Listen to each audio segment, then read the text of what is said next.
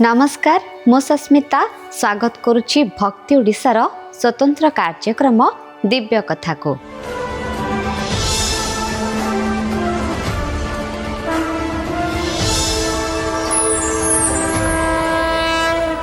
भगवान शिवंकर बेलपत्र अति प्रिय। सेपरि शिवंकर एकादश अवतार हनुमानकर मध्य बेलपत्र प्रिय अटे। तांकु मध्य प्रसन्न करिबा पाई बेलपत्र अर्पण करा जाय थाए।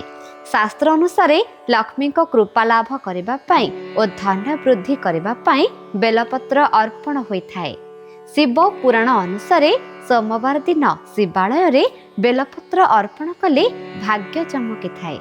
बेलगछ को पुराण रे श्रीवृक्ष बोली कहा जायछि। तेणु विश्वास रहिछि जे बेलगछ रे माँ लक्ष्मी वास करिथांती।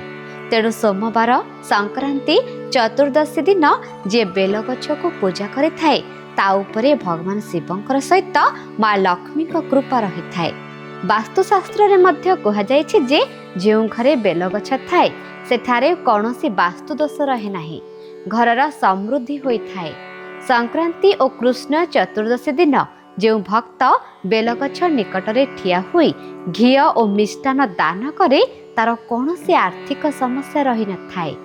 कृष्ण चतुर्दशी अथवा अमावास्या दिन बेलगछर चेर आणंतु, एहाको नाली कपड़ारे गुड़ाई धन रखिथिबा स्थान रे रखंतु। एहा द्वारा घरे केबे हेले धनर अभाव रही न थाए। सोमवार संक्रांति चतुर्दशी अमावास्या तथा श्रावण मासरे प्रभु भोलानाथ को बेलपत्र अर्पण करिबा अत्यंत लाभदायक होई थाए। विश्वास करा जाए जे जदि भूल वशत मध्य आपण प्रभु शिवं को बेलपत्र अर्पण करंती तेबे आपणकर समस्त पाप क्षय होई थाए। शनिवार दिन विशेष भावरे हनुमान को पूजा करिबा समय रे बेलपत्र रे सिंदूर लगाई अर्पण करंतु, कारण शनिवार दिनटी हनुमान को संतुष्ट कले शनिदेव आशीर्वाद लाभ होई थाए। समस्त देवादेवींकर सामंजस्य बेलपत्र सहित रही। सेपरि माता पार्वती को मध्य एही दिन बेलपत्र अर्पण कले मनस्कामना पूर्ण होई थाए। बेलगछरे सबुदिन जलदान कले समस्त ग्रहगण संतुष्ट रही थांती। आम धर्म संस्कृति और परंपरा विषय रे अधिक जानिबा पाई देखुथांतु भक्ति ओडिशा आध्यात्मिकतार अनुभव।